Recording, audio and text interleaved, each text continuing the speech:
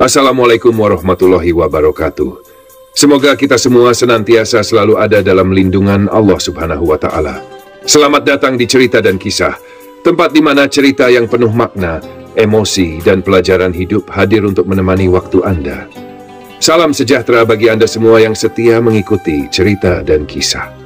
Semoga Anda senantiasa diberikan kesehatan oleh Allah Subhanahu wa Ta'ala, serta diberikan kelancaran dalam rezeki dan segala urusan.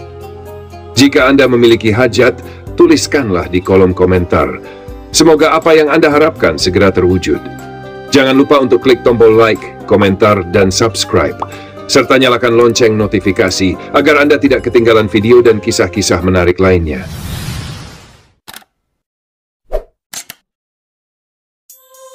Apakah kalian tahu bahwa di surga itu ada pasar? Kita semua mengetahui bahwa salah satu hiburan manusia di dunia adalah pasar. Saat berada di pasar, seseorang dapat melihat hal-hal yang menyenangkan hati, membeli kebutuhan, bertemu dengan orang-orang yang ingin ditemui, atau bahkan mendapatkan pengalaman serta suasana baru.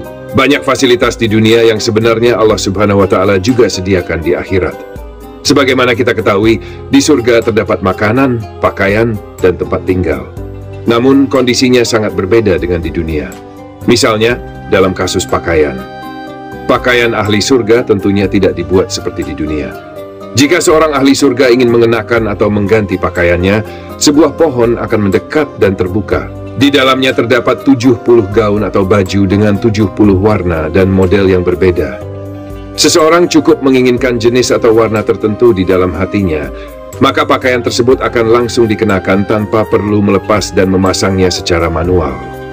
Ketika pohon itu kembali tertutup, bisa dikatakan seperti lemari pakaian, maka saat ia ingin mengganti pakaiannya lagi, pohon tersebut akan kembali mendekat. Tetapi kali ini berisi 70 gaun atau baju yang berbeda dalam warna dan model.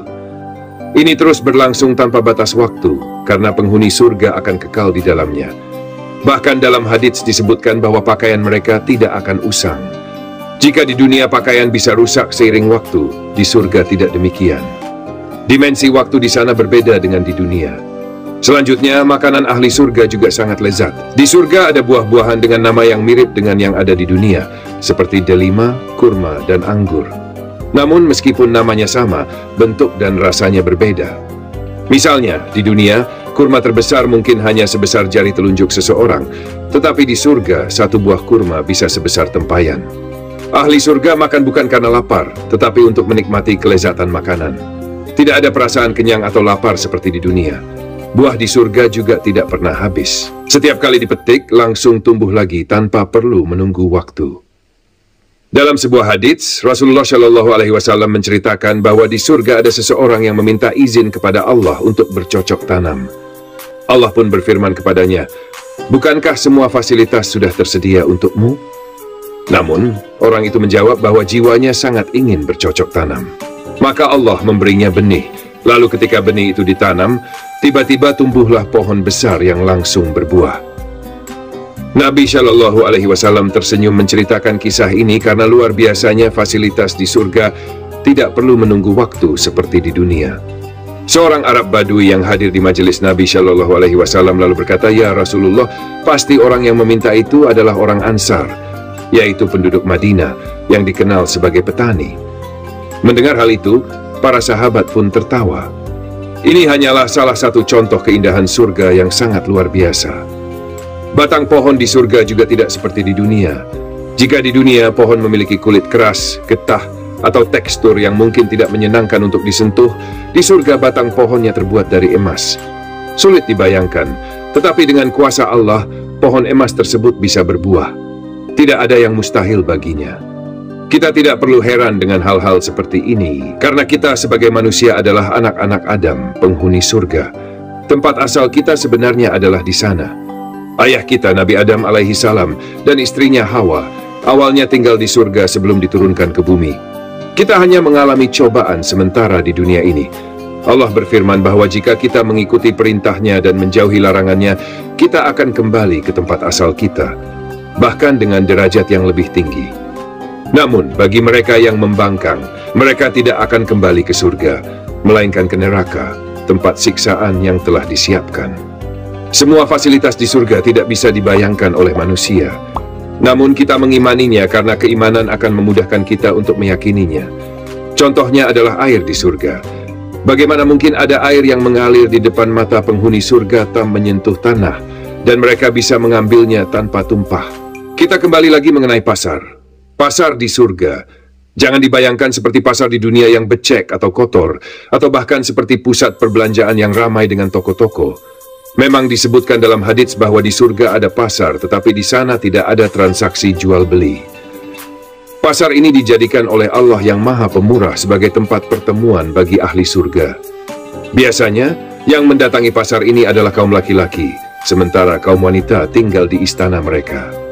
Dalam hadits yang diriwayatkan oleh Imam Muslim, Anas bin Malik radhiyallahu anhu meriwayatkan bahwa Rasulullah shallallahu alaihi wasallam bersabda, "Sesungguhnya di surga terdapat pasar yang mereka kunjungi setiap hari Jumat. Kemudian berhembuslah angin dari arah utara yang mengenai wajah dan pakaian mereka, sehingga mereka bertambah indah dan tampan." Jelas, yang dimaksud dalam hadits ini adalah kaum laki-laki. Mereka keluar dan bertemu satu sama lain.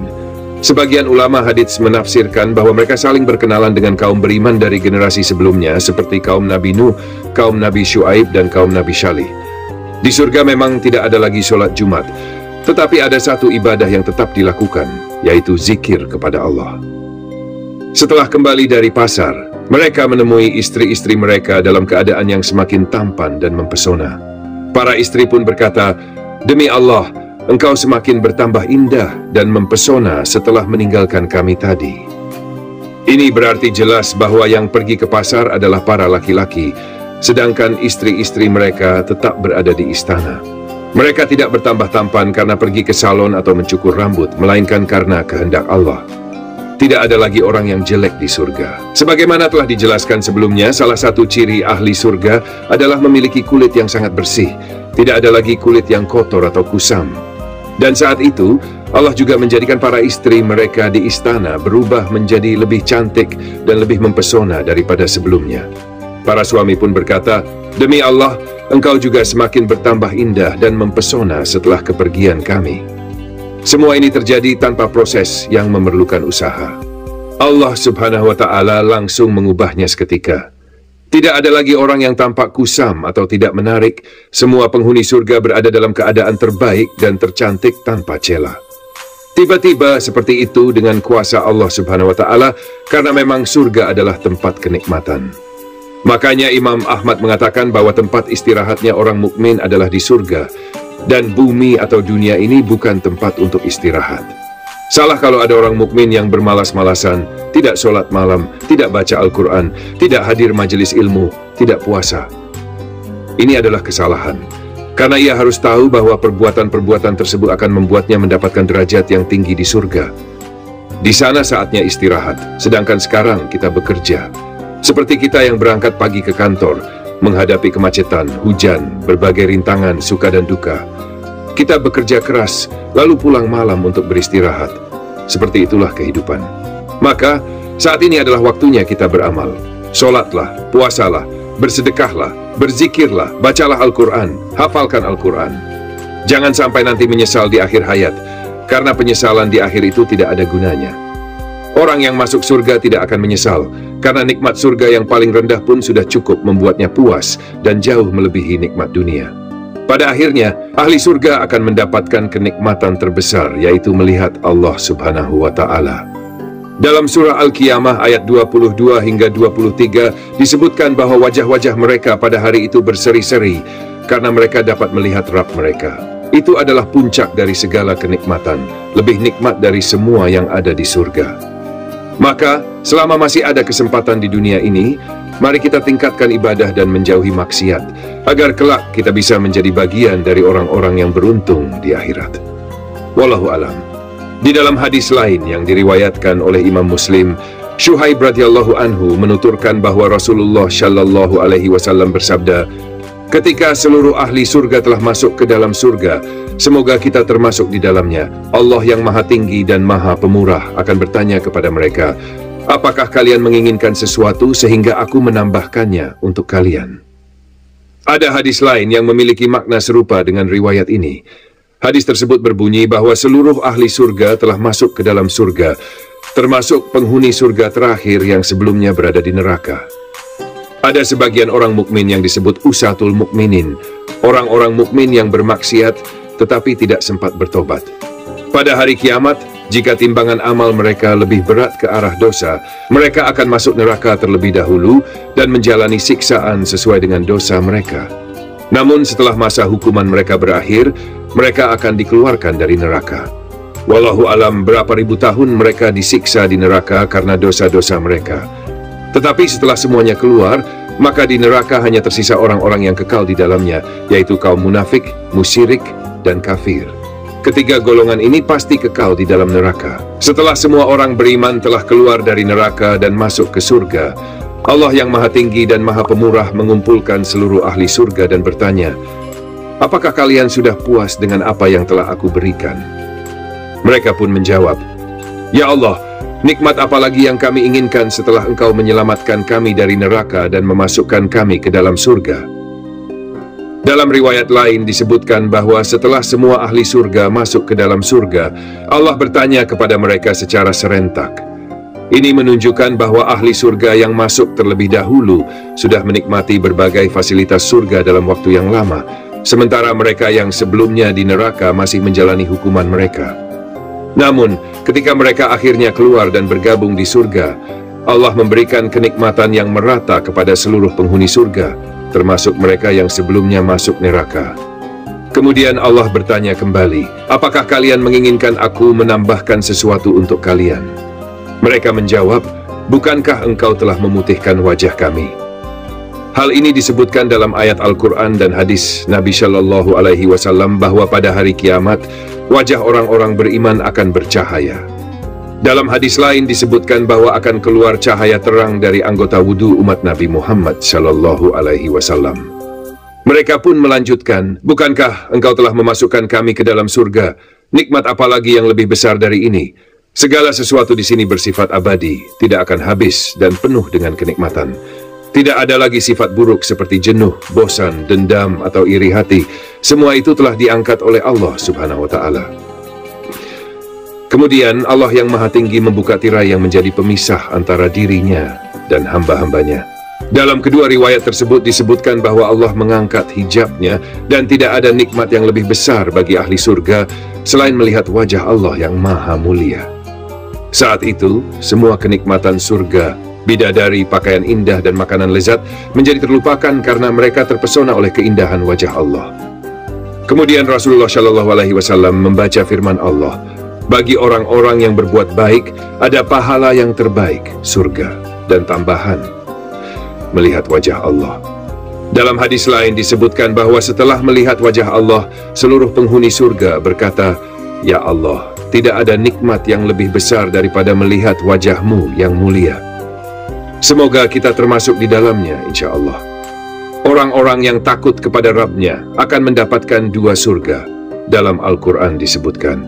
Dan bagi orang-orang yang takut terhadap kedudukan Rabb-nya akan mendapatkan dua surga. Pernah saya jelaskan bahwa di surga seorang mukmin bisa memiliki banyak bahkan jutaan istana. Ini didasarkan pada beberapa hadis. Hadis tentang pergi ke masjid. Setiap kali seseorang pergi ke masjid, Allah bangunkan baginya satu istana di surga. Jika seseorang syalat 5 waktu di masjid, ia mendapatkan 10 istana setiap hari. Kemudian hadis tentang membaca surat Al-Ikhlas. Siapa yang membaca surah Al-Ikhlas sebanyak 10 kali dalam sehari, Allah bangunkan baginya satu istana di surga. Jika ia membaca setiap hari selama 365 hari, maka ia mendapatkan 365 istana. Jika ia melakukannya selama 70 tahun, jumlahnya sangat banyak. Kemudian hadis tentang menjaga 12 rakaat sunnah sehari semalam.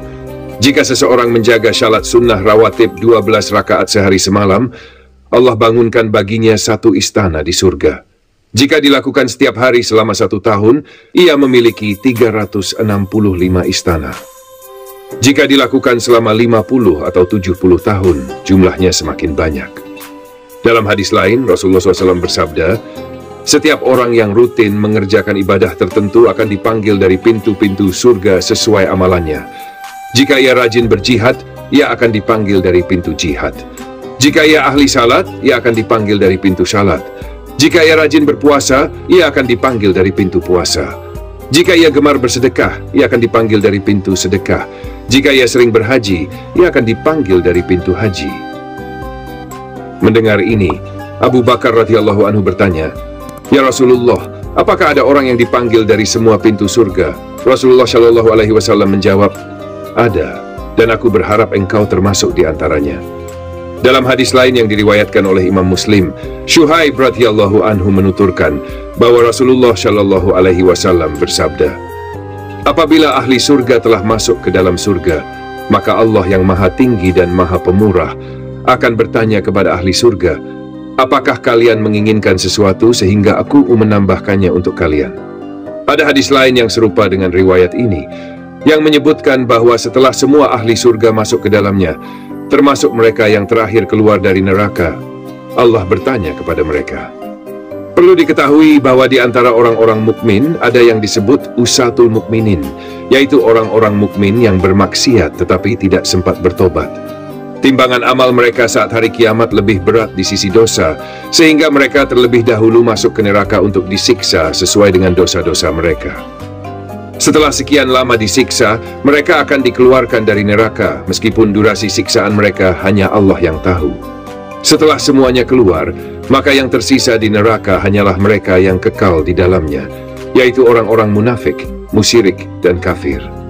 Setelah semua ahli surga telah masuk, Allah yang Maha Tinggi dan Maha Pemurah mengumpulkan mereka dan bertanya, "Apakah kalian sudah puas dengan apa yang aku berikan?" Para ahli surga menjawab, "Ya Allah, nikmat apalagi yang kami inginkan setelah Engkau menyelamatkan kami dari neraka dan memasukkan kami ke dalam surga."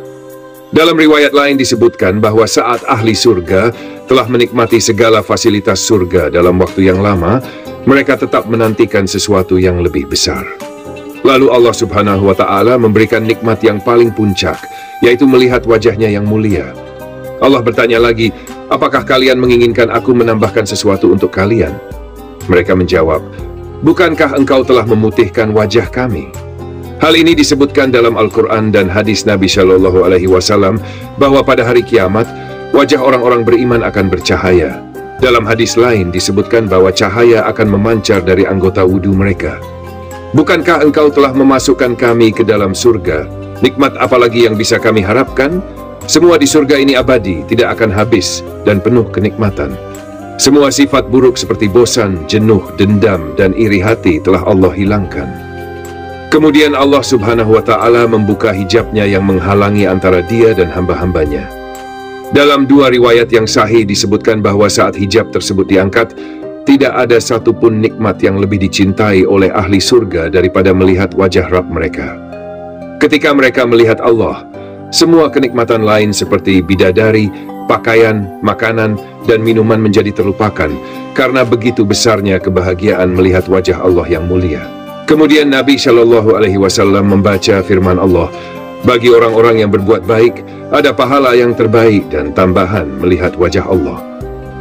Dalam hadis lain yang saya sebutkan sebelumnya, penutupnya berbunyi, "Lalu semua penghuni surga berkata, 'Ya Allah, tidak ada nikmat yang lebih besar daripada melihat wajah-Mu yang mulia.'" Dalam hadis Bukhari dan Muslim, Abu Hurairah radhiyallahu anhu meriwayatkan bahwa Rasulullah Shallallahu Alaihi Wasallam bersabda, Allah menciptakan Adam dengan tinggi 60 hasta atau sekitar 27,5 meter. Setelah penciptaan Adam, manusia terus mengalami penyusutan tinggi badan hingga sekarang. Nanti di akhirat, manusia akan kembali dengan postur tubuh seperti Adam. Dalam sebuah riwayat, kata Nabi Muhammad Shallallahu Alaihi Wasallam, maka semua penghuni surga senang. Ketahuilah, penghuni surga tidak akan berbuat kesalahan.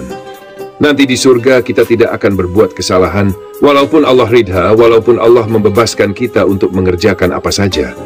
Ahli surga tidak akan berbuat kecuali kebaikan, sebagaimana sabda Nabi Shallallahu Alaihi Wasallam, karena mereka sudah tahu Tuhannya. Sudah jelas bagi mereka, segala macam fasilitas sudah tidak ada lagi keburukan-keburukan. Termasuk pasal yang sangat penting adalah kita terus menekankan masalah pentingnya pemahaman abadi seseorang di surga. Jadi teman-teman sekalian, ini penting sekali memahami bahwa kita akan abadi.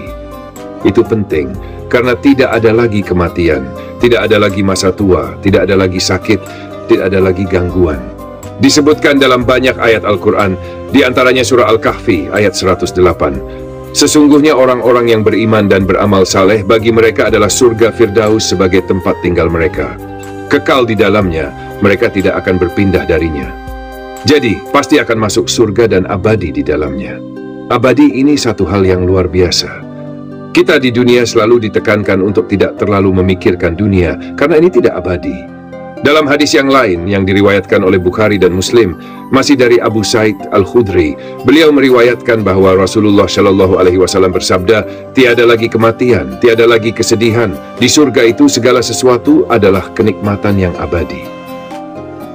Hingga ketika Allah hendak memberi rahmat kepada siapa yang dikehendaki dari ahli neraka, maksudnya Allah mengeluarkan mereka, maka Allah memerintahkan para malaikat agar mengeluarkan siapa saja yang menyembahnya. Lalu para malaikat mengeluarkan mereka dan mengenali mereka lewat bekas sujud, karena Allah mengharamkan neraka untuk melahap bekas sujud. Akhirnya mereka dikeluarkan dari neraka dalam keadaan telah hangus terbakar. Lalu disiramkan kepada mereka air kehidupan, sehingga mereka tumbuh sebagaimana biji-bijian tumbuh di genangan air. Kemudian, setelah Allah selesai mengadili di antara para hambanya, masih ada satu orang yang berada di antara surga dan neraka. Ia adalah penduduk neraka yang termasuk terakhir masuk surga. Ia menghadapkan wajahnya ke arah neraka lalu berkata, "Wahai Tuhanku, palingkanlah wajahku dari neraka, karena baunya menggangguku dan apinya membakarku." Lalu Allah bertanya kepadanya, "Jika aku melakukannya, apakah kamu tidak akan meminta hal lain?" Ia menjawab, "Tidak, demi keperkasaanmu." Ia pun berjanji kepada Allah, lalu Allah memalingkan wajahnya dari neraka. Ketika ia menghadap ke arah surga, ia melihat keindahannya. Maka ia diam sejenak, lalu berkata, "Wahai Tuhanku, sampaikanlah aku di pintu surga." Allah berkata, "Bukankah engkau telah berjanji tidak akan meminta selain yang telah kau minta?" Ia menjawab, "Wahai Tuhanku, aku tidak ingin menjadi makhlukmu yang paling celaka." Maka Allah bertanya lagi, "Jika aku memberimu hal itu, apakah kamu masih akan meminta hal lain?" Ia menjawab, "Tidak, demi keperkasaanmu. Aku tidak akan meminta selain ini." Ia pun berjanji kepada Tuhannya, lalu Allah menyampaikannya di depan pintu gerbang surga. Ketika sampai di pintu surga, ia melihat keindahan berikut isinya yang penuh dengan kesenangan dan kegembiraan. Maka ia diam sejenak, lalu berkata, "Wahai Tuhanku, masukkanlah aku ke dalam surga." Allah menjawab, "Kasihan engkau, wahai manusia, betapa engkau ingkar janji. Bukankah engkau telah berjanji berkali-kali kepadaku untuk tidak meminta selain apa yang telah engkau minta?" Ia berkata, "Wahai Tuhanku, jangan jadikan aku sebagai makhlukmu yang paling celaka." Allah pun tertawa kepadanya, kemudian mengizinkannya masuk surga seraya berkata, "Berangan-anganlah." Ia pun berangan-angan. Ketika angan-angannya terputus, Allah berkata, "Itu akan kau dapatkan seperti yang kau angankan, dan bahkan lebih darinya." Itulah orang terakhir dari ahli surga yang masuk ke dalam surga. Dalam riwayat lain disebutkan bahwa penduduk surga yang terakhir keluar dari neraka adalah seseorang yang pada awalnya tidak ada lagi orang di neraka selain dia. Kemudian ia keluar dalam kondisi berdiri dan jatuh berulang kali. Sementara sebagian tubuhnya mengeluarkan asap karena telah hangus terbakar selama bertahun-tahun. Ia pun berlari berusaha menjauh dari neraka, lalu berkata, "Ya Allah, selamatkan aku dari neraka."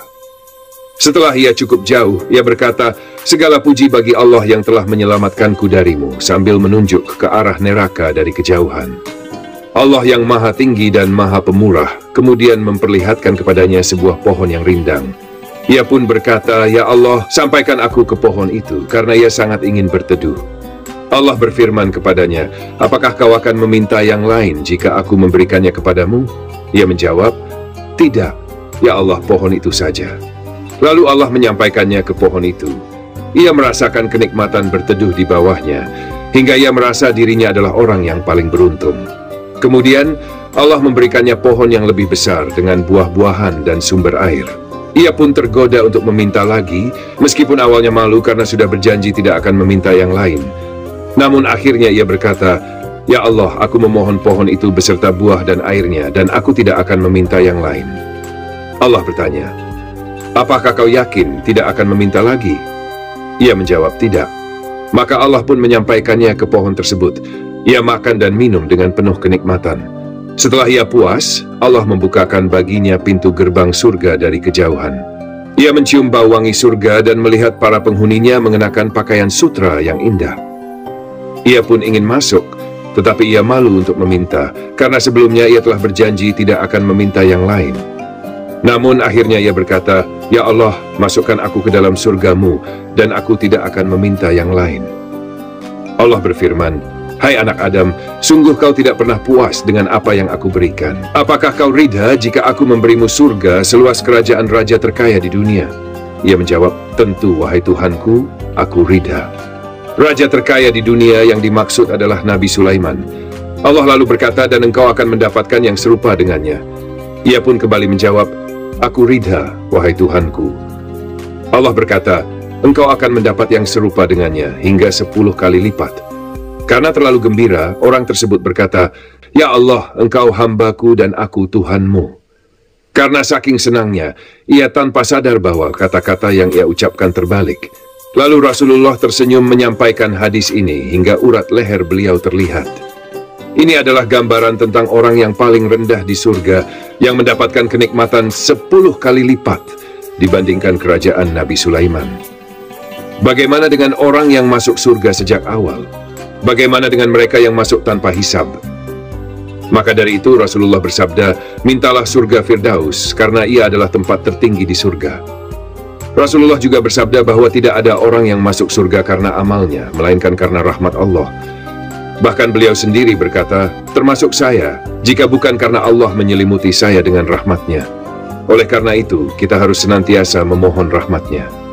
Dalam hadis lain yang diriwayatkan oleh Bukhari dan Muslim, Abu Hurairah meriwayatkan bahwa Rasulullah bersabda, "Aku telah menyiapkan bagi hamba-hambaku yang saleh sesuatu yang belum pernah dilihat oleh mata, belum pernah didengar oleh telinga, dan tidak pernah terlintas dalam hati manusia." Hal ini sebagaimana firman Allah dalam kitabnya, "Seorang pun tidak mengetahui apa yang disembunyikan untuk mereka, yaitu bermacam-macam nikmat yang menyedapkan pandangan mata, sebagai balasan terhadap apa yang telah mereka kerjakan." Terima kasih bagi kalian yang sudah menonton video ini hingga akhir. Jangan lupa untuk klik tombol like, komentar, dan subscribe, serta nyalakan lonceng notifikasi agar Anda tidak ketinggalan video dan kisah-kisah menarik lainnya. Semoga Allah memudahkan jalan bagi kita untuk menjadi ahli surga dan mengumpulkan kita bersama Nabi Muhammad. Amin ya Rabbal Alamin. Wassalamualaikum warahmatullahi wabarakatuh.